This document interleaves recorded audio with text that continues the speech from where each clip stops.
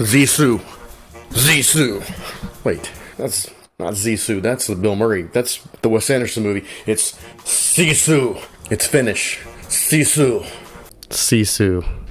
It's a Finnish word that's apparently not translatable, which is about persevering in the face of great adversity, or rising above when it seems like all hope is lost. It's going against the natural instincts to give up. From the very beginning, you feel the desperation in the main character. He finds gold. This is the story. He finds gold, and as he's headed back towards what you presume to be his town, his village, he encounters these Nazis who have, of course, already destroyed much of the countryside, villages, killed women and children. You see bodies hanging here and there. And so this man is confronted with this great enemy. But what's revealed through the story is that there's more to this guy than meets the eye. This is a guy you don't want to mess with, in the same way that you don't want to mess with John Rambo, or you don't want to mess with John Wick. There's a legend that has grown up around this guy that you don't want to mess with this guy, because he's faced worse. He's faced the Russian soldiers and killed a lot of them. So that's what you find out through the course of the movie, that there's a legend that's built up around this guy, and you can start to see he won't die. As a matter of fact, they say that in the movie. They say that it's not that he's indestructible, it's that he just refuses to die. And you see examples of this over and over again, that he goes to incredible lengths to stay alive. It's kind of this one-man army theme, which I think we're kind of in a moment right now with these. John Wick has completely revived the one-man army concept. You have the Nobody film with Bob Odenkirk. Apparently they're making a second one. First Blood, the first Rambo movie, was a big inspiration for the story. It kind of has that's what it felt like to me. There was a lot of it that felt like, oh, this is very similar. And sometimes it stretches believability. There's moments that I was like, okay, all you got to do is shoot the guy. But the funny thing is, it seems like he can survive anything. So even in those moments when you think, oh, well, they could just shoot him, it actually does a decent job of setting up why they didn't do it or whatever.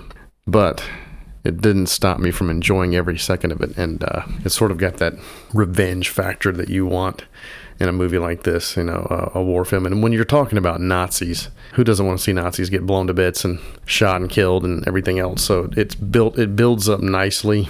It doesn't move too fast, and it doesn't move too slow. There are moments when it is kind of slow, but it's worth it. It's worth it that they let it stretch a little bit. And it's not a long movie. It's only a 90-minute movie, so it's not like you're waiting around for a long time. It gets into the story pretty quickly, and then it's gruesome. It's violent. It's not for everybody. I wouldn't take your kids to see it, but it's a satisfying watch, and especially if you're an old guy, it's nice to see an elderly man using that old man strength and that resilience and that just stubbornness, and he won't die. He refuses to die.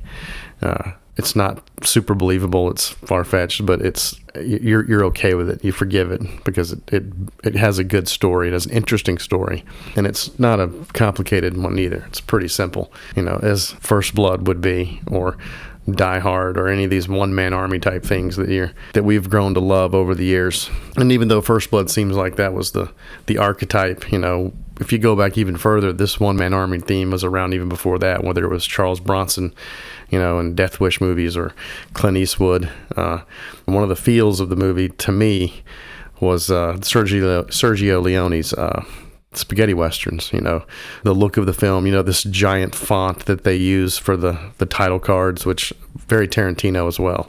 And if you know anything about Tarantino, he will admit that Sergio Leone was a huge influence on him. So I kind of see that, influence, even if that may not have been the intention of the filmmakers, but it felt like one of the classic Clint Eastwood type movies. And speaking of one-man army, he's got so many under his belt in that same genre, the lone cowboy against an entire town, whether it's Pale Rider or High Plains Drifter or whatever.